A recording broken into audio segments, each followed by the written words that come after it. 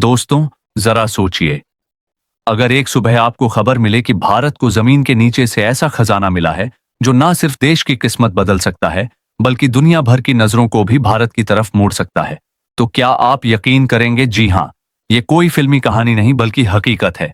भारत की धरती के नीचे छुपा था ऐसा खजाना जिसकी खोज ने देश भर में मचाया है तहलका। हाल ही में वैज्ञानिकों और जियोलॉजिस्ट्स की एक टीम ने भारत के जम्मू कश्मीर और छत्तीसगढ़ में ऐसी खोज की है जिसने इतिहास रच दिया है। इस खजाने में क्या है? सोना, चांदी, यूरेनियम या फिर वो दुर्लभ धातु जिसकी दुनिया को है सबसे ज्यादा जरूरत है। लेकिन ये तो सिर्फ शुरुआत है। अगली कड़ी में जानिए कि इस खजाने की खोज कैसे हुई और क्या इसके पीछे है कोई पुरानी राज की कहानी। ये खजाना मिला है भारत के जम्मू कश्मीर के रियासी जिले में।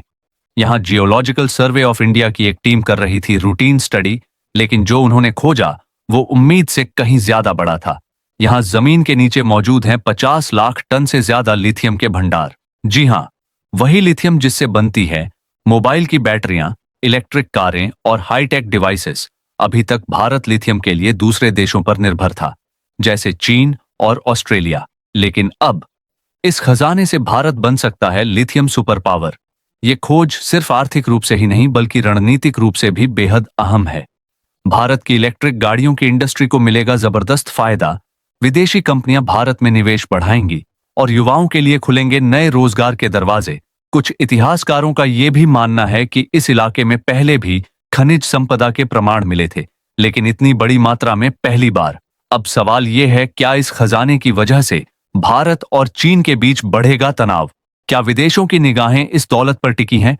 क्योंकि अब खेल में उतर चुके हैं दुनिया के बड़े खिलाड़ी। भारत ने पाया खजाना और अब पूरी दुनिया की नजरें इस खजाने पर टिक चुकी हैं। पर क्या यह खजाना भारत के लिए वरदान है या आने वाला है कोई बड़ा खतरा? जिस लिथियम की बात हो रही है वही लिथियम है जो अगले 50 सालों तक दुनिया की ऊर्जा का आधार बनने वाला है।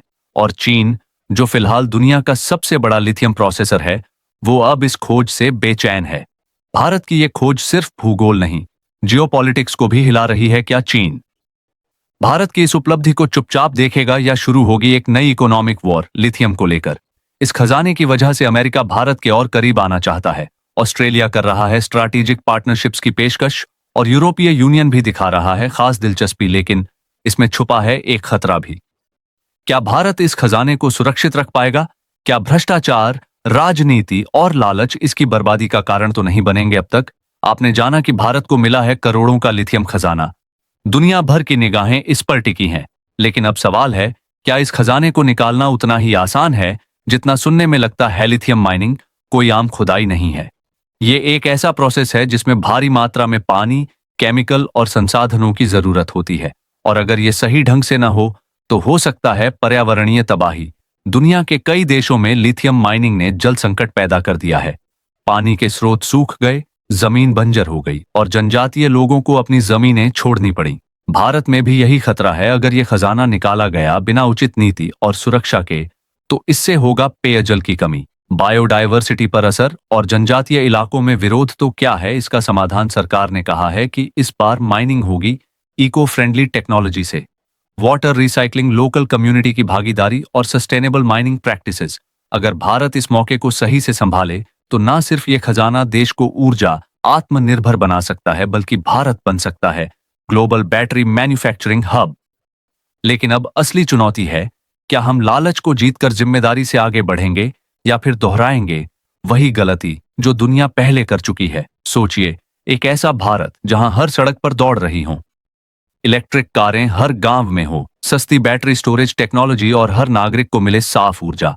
अब यह सपना बन सकता है हकीकत, क्योंकि भारत के पास है अपना खुद का लिथियम। लिथियम के भंडार के साथ भारत के सामने है एक सुनहरा मौका, अपनी इलेक्ट्रिक व्हीकल इंडस्ट्री को बूस्ट देने का, बैटरी निर्माण में आत्मनिर्भर बनने का और विदेशी कंपनियों को भारत में निवेश के लिए आकर्षित करने का। जरा देखिए आंकड़े। भारत 2030 तक 30% व्हीकल्स को इलेक्ट्रिक बनाना चाहता है। ईवी मार्केट का अनुमानित वैल्यू 3 लाख करोड़ से ज्यादा। और अब लिथियम होने से भारत को नहीं रहना पड़ेगा आयात पर निर्भर।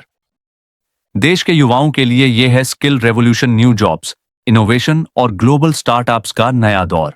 अब सवाल बस एक है, क्या सरकार, इंडस्ट्री और जनता मिलकर इस मौके का सही फायदा उठा पाएंगे?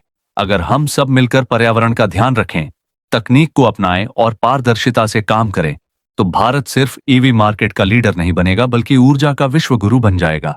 इस पर आपकी क्या राय है, हमें कमेंट में जरूर बताएं और यदि चैनल पर नए हैं तो चैनल को सब्सक्राइब जरूर करें। जय श्री राम।